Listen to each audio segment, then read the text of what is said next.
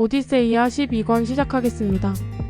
저승을 떠난 오디세우스의 배는 오케아노스의 흐름을 따라 다시 키르케가 있는 아이아이아 섬으로 돌아왔습니다. 먼저 저승에서 한 약속대로 엘페노르의 시신을 수습해 장례를 치르고 무덤을 만들어 주었습니다. 무덤 꼭대기에는 노를 꽂아 주었죠. 동료들은 키르케가 내어온 음식과 술로 온종일 잔치를 벌였고 결국 백고물 곁에 누워 잠이 들었습니다. 키르케는 오디세우스를 따로 떨어진 곳으로 불러내어 저승에서 있었던 일들을 묻고 들었습니다. 그리고 이 섬을 떠나 고향으로 가는 길에 닥칠 위험에 대해 알려주었죠. 키르케는 먼저 세이렌들과 만나게 될 것이라고 알려주었습니다. 그들은 노래소리로 인간을 홀릴 것인데 이것을 듣지 못하게 귀에 밀랍을 바르고 지나가라고 하였습니다. 오디세우스가 그들의 노래를 듣기를 원한다면 자신을 돛대에 결박한 후 들어보라고 하였죠. 세이렌드를 통과한 후에는 두 개의 백길 중 하나를 선택해야 한다고 하였습니다. 하나는 플랑크타이라는 바위를 지나는 길입니다.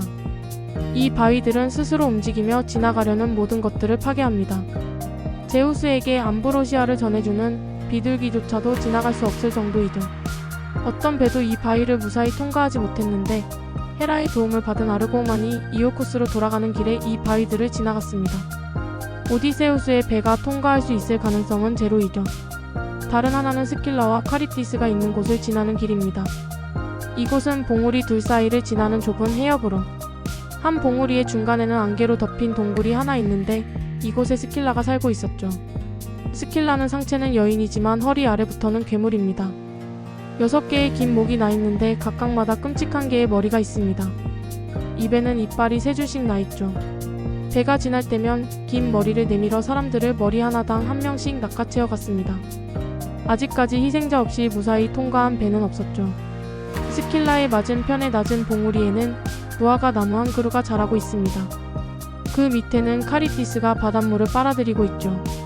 하루에 3번 빨아들이고 3번 내뱉기를 반복하는데 이 소용돌이에 휩쓸린다면 신이라도 구해낼 수 없습니다.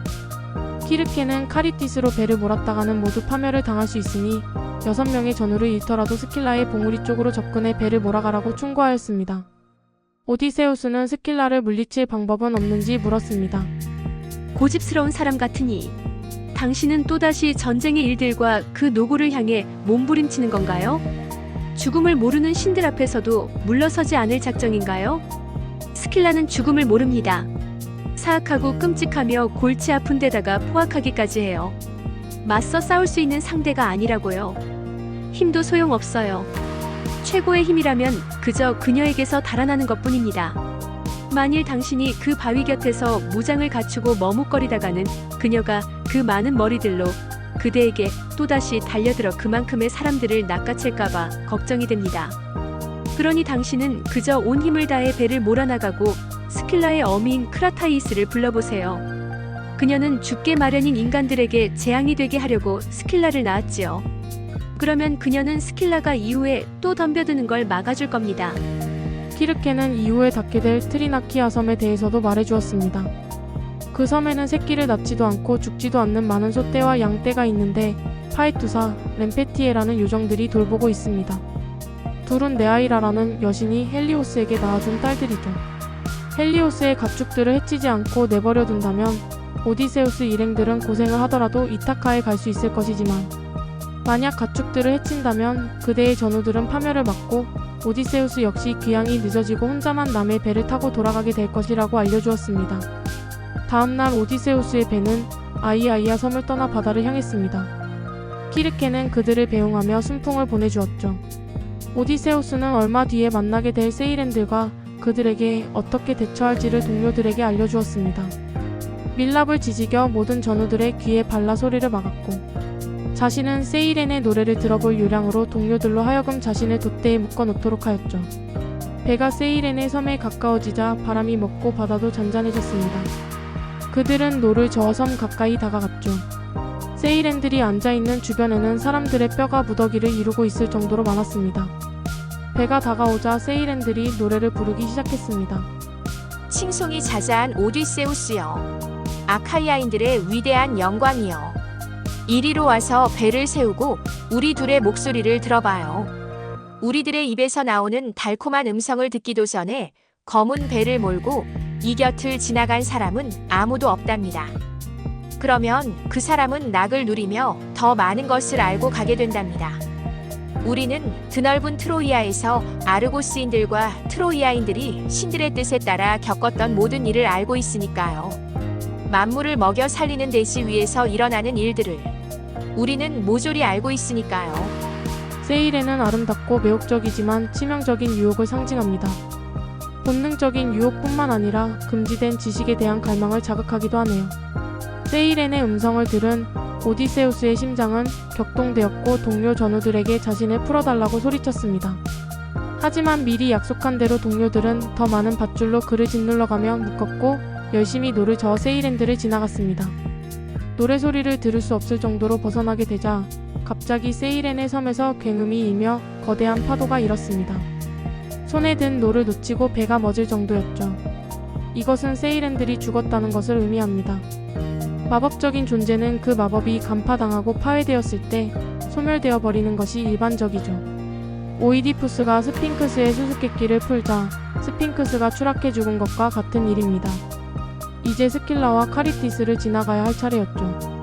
비트윈 스킬라 앤 카리티스는 이러지도 저러지도 못하는 상황, 즉 진퇴양난을 뜻하는 말입니다. 오디세이아에서 유래한 관용구이죠. 오디세우스는 키르케의 충고대로 배를 카리티스를 피해 스킬라의 동굴이 있는 봉우리 쪽으로 붙어가도록 하였습니다. 전체가 파멸당하느니 일부를 희생해서라도 살아남기로 한 것이죠. 오디세우스는 동료 전우들이 겁에 질려 숨으려 하고 노를 젓지 않는다면 모두 파멸을 당할 것이기에 스킬라에 대해서는 일부러 말하지 않았습니다. 하지만 자신은 스킬라가 나타나면 혹시나 싸워볼 수 있을까 싶어 무장을 하고 긴 창 두 자루를 쥐고 갑판에 섰습니다. 배를 몰아가니 한쪽에서는 카리티스가 물을 빨아들이며 소용돌이를 만들어내었고 주변의 바다가 굉음을 내며 울부짖었습니다. 파멸을 맞을까 두려워한 동료들이 모두 그쪽을 바라보는 사이 스킬라가 전우 6을 채워갔습니다. 그들이 괴로워하며 소리쳐 도움을 외쳤지만 그것이 마지막이었죠. 오디세우스와 남은 동료들은 급히 빠져나가는 것 외에는 아무것도 할 수 있는 것이 없었습니다. 스킬라와 카리티스를 벗어난 배는 헬리오스의 가축들이 있는 섬 가까이 왔습니다. 소와 양의 울음소리가 들렸고 벌써 해가 지고 있었죠. 오디세우스는 동료들에게 테이레시아스와 키르케의 예언에 대해 말해주며 재앙이 내릴 수 있으니 이 섬은 그냥 지나쳐가자고 하였습니다. 그러자 에우릴 로코스가 반발하였습니다. 모두 지치고 졸린 상태이고 야밤에 안개 낀 바다를 항해하다가 험한 바람이라도 만난다면 오히려 그것이 더 큰 재앙이 될 것이라며 차라리 섬에 잠시 정박해 식사도 하고 잠도 청하며 쉬었다가 내일 동이 트면 다시 항해를 계속하자고 하였습니다. 다른 동료들도 그의 말에 찬성하자 오디세우스는 어떤 신이 재앙을 꾀하고 있다는 것을 느꼈습니다. 할 수 없이 배를 섬에 대었고 대신 에우릴 로코스와 동료 전우들에게 소와 양들을 해치지 않겠다는 맹세를 요구하였습니다. 그들은 즉시 맹세하였죠. 오디세우스 일행은 식사를 하였고 스킬라에게 잡아먹힌 동료를 떠올리며 울었습니다. 그리고 잠에 빠져들었죠. 밤이 3분의 1만 남아있었을 때 제우스는 엄청난 폭풍을 일으켰습니다.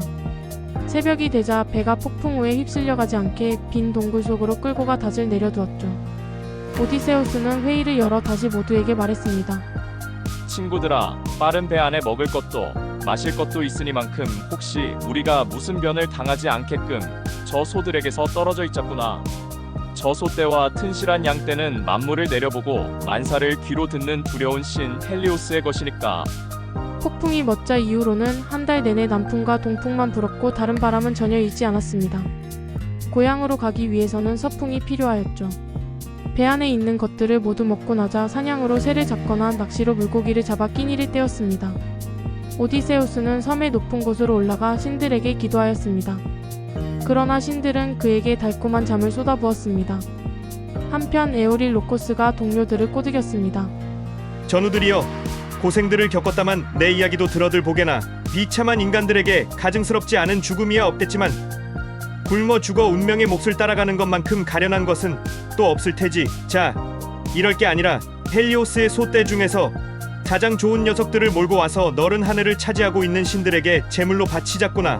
만일 우리가 고향 땅 이타카에 이르게 되면 곧바로 헬리오스 히페리온께 풍요로운 신전을 지어드리자꾸나. 그분을 달랠 수 있는 영예의 선물도 좋은 것으로 그 안에 많이 놓아드리고, 하지만 만일 그분께서 뿌리 곱게 솟은 황소들 탓에 진노를 품고 배를 끝장내기를 원하시고 다른 신들도 그 뜻을 따르신다면 나는 이 외딴 섬에서 서서히 쥐어짜이느니 차라리 파도를 향해 한번 입을 벌리고 이 목숨 잃어버리는 쪽을 택하겠다. 그의 말에 다른 전우들도 찬성하였습니다. 오디세우스가 잠에서 깨어 배에 돌아왔을 때 그를 맞이한 것은 달콤한 고기 냄새였죠. 그는 울부짖으며 외쳤습니다. 아버지 제우스와 영생하고 축복받은 다른 신들이여, 그대들은 틀림없이 나를 파멸시키시려고 달콤한 잠으로 나를 재우신 것입니다. 그동안 뒤에 남아있던 내 전우들이 엄청난 일을 생각해냈으니까요. 한편 람페티에는 급히 헬리오스에게 가 오디세우스 일행이 소들을 해친 것을 알렸습니다. 헬리오스는 분노하며 그들이 대가를 치르게 해달라고 제우스에게 말했습니다. 그러지 않는다면 자신이 하데스로 내려가 망자들에게 빛을 내리겠다고 하였죠.